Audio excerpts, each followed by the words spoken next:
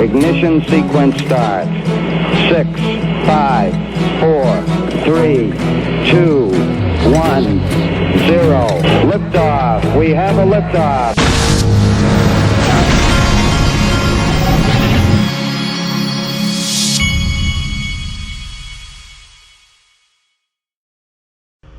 Hey everybody, this is the Digital Asset Investor, and you know what we do on Friday sometimes. We check in with the official cool guy, Glitch 101. Listen to this.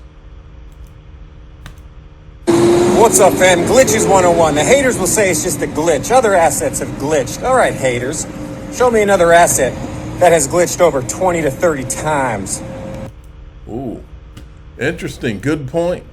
You remember this little clip from Greg Manarino that I played the other day? This is not just a phenomenon here in the United States. What they're looking to do, eventually, and this should be pretty obvious, is some kind of a cross-border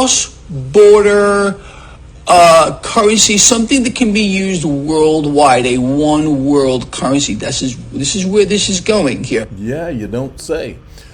Digital Perspectives had put out an interesting little tweet here that I had missed. 1, Ripple can do what they say they can do. Check.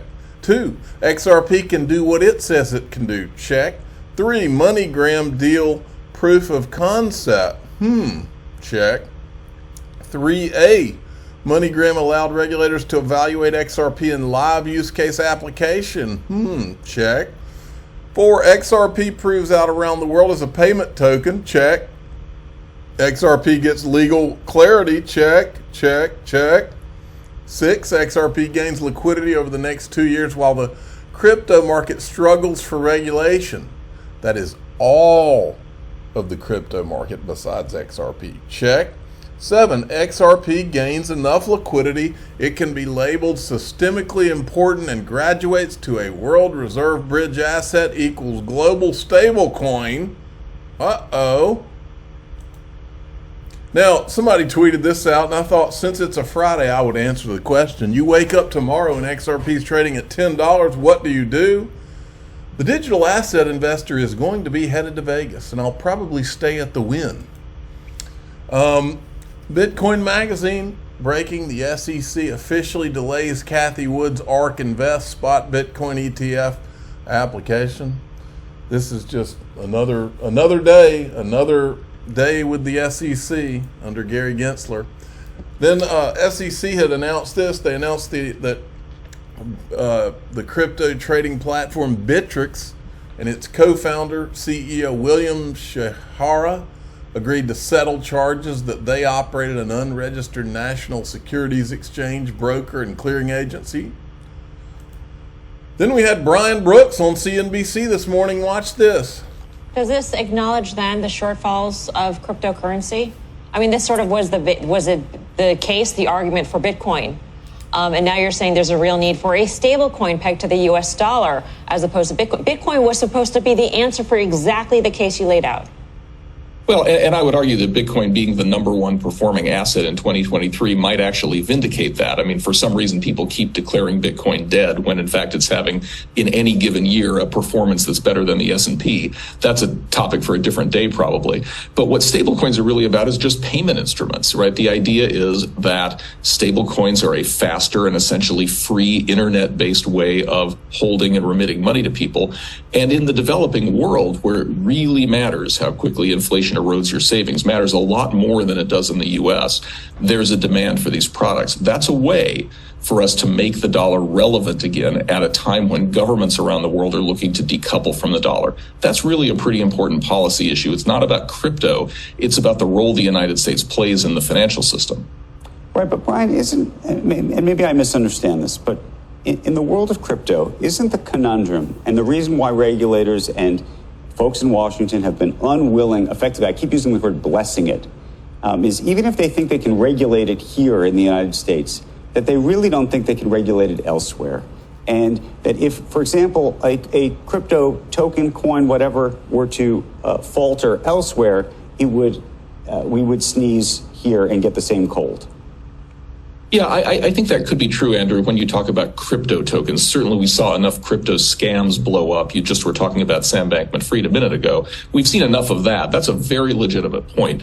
Stablecoins are really different, though. Stablecoins are really not different from a prepaid card, a traveler's check, or almost any payment innovation most viewers are familiar with over the last 50 years. The only difference being that those payment instruments travel on blockchains. So there's an underlying blockchain that is the network that allows those stablecoins to move freely and instantaneously. That's really the only connection here. And so the question is, if you're skeptical about crypto, shouldn't you be less skeptical about stablecoins, which have a value that is backed by something, defying many people's belief about crypto tokens? And shouldn't you really care about the relevance of the dollar, which is under competition from other crypto tokens? That's what's funny, is that the people who oppose Bitcoin are also opposed to stablecoins, even though in some ways the ideas behind them are an intention. Hey, Brian, before you go, can you speak to... Okay, we'll stop there. Check this out from Chad Graber. I'm sure Chad, sorry, I probably butchered your name. I butcher everybody else's. Day 22, new BIS report. 86 central banks show that the proportion engaged in some form of CBDC work has risen to 93%, and that work on retail CBDC is more advanced than on wholesale CBDC. Just after the cross-border task force Ripple joined. Then check this out. This is from J. Hunter Anson. He is the, what's his official title? Digital Residency Office Director, FinTech Project Manager in Palau. Okay? He says, this is why we are using the public ledger. Full transparency. Absolutely nothing to hide. It turns out that Palau's Senate has called for an audit of the Palau stablecoin project, questioning the program's legality. Senate President Hawkins Bowles, during the oversight hearing, expressed concern that the government resources are employed to conduct a program that is yet to be authorized by law. The bad guys are out everywhere, folks. Check this out. Custodia Bank is live. And I think it only applies to like Bitcoin right now. And I think they're only servicing businesses, not individuals. But this is kind of, look, it's progress, even though what's her face behind that is a Bitcoin maxi all the way. Now, I want you to listen to this. This is interesting because to me, Warren Davidson is expressing, I think, what we're seeing in a lot of these people after the Ripple ruling.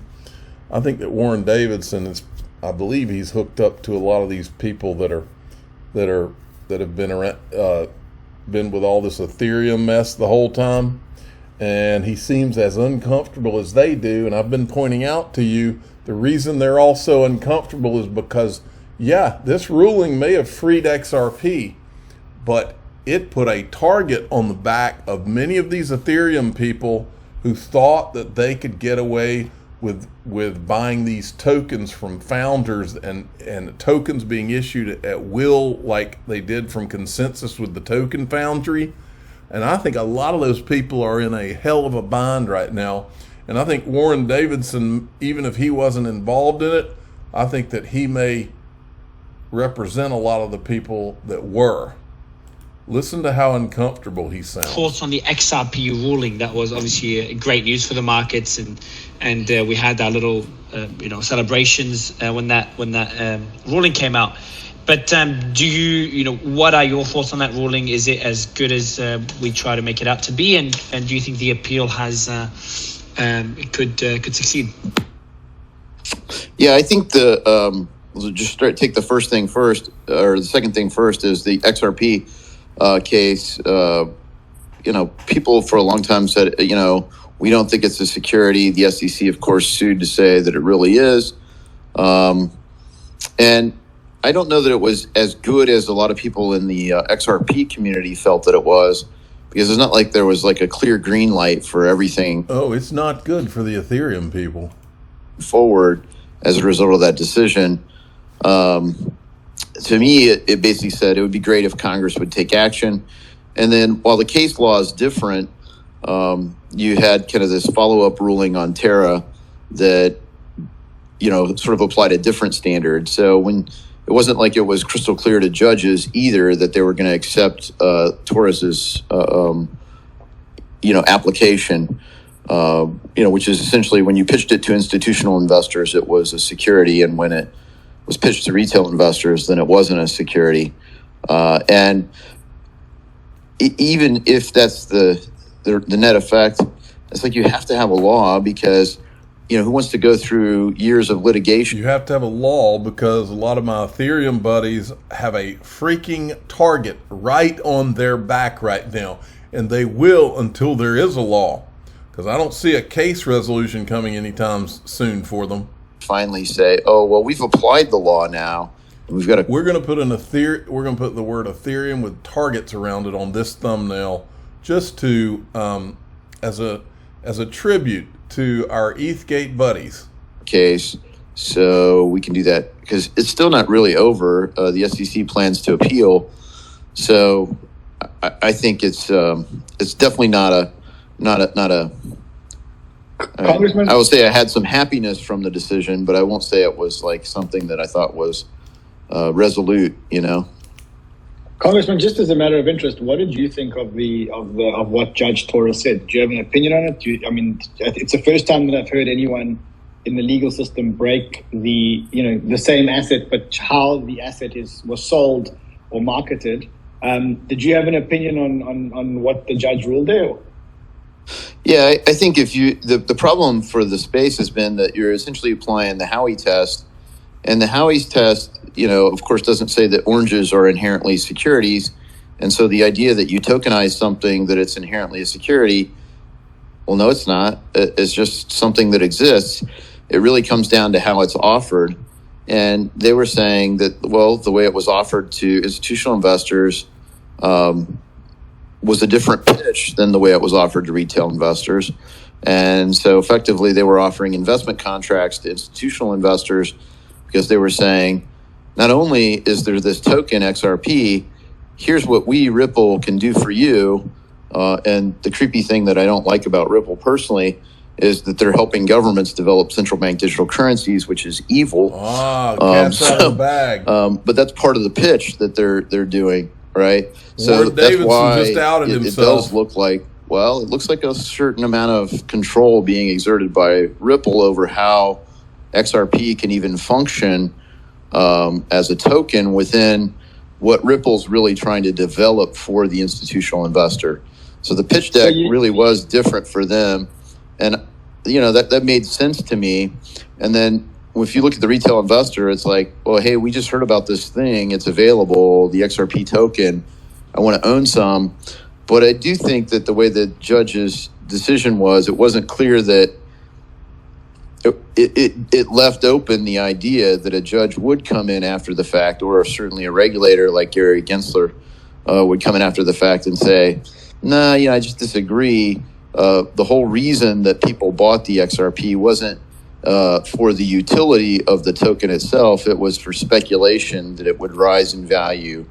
And in a way, that's why it was available on these exchanges. So that's the case that the SEC is trying to make. But, I think we now have figured out where Warren Davidson stands. I'm the digital asset investor. I'm not an investment advisor. This is for entertainment purposes only. Please subscribe, hit the like button, and tell your friends and family that we're finding out all kinds of new things this week. Thank you for listening.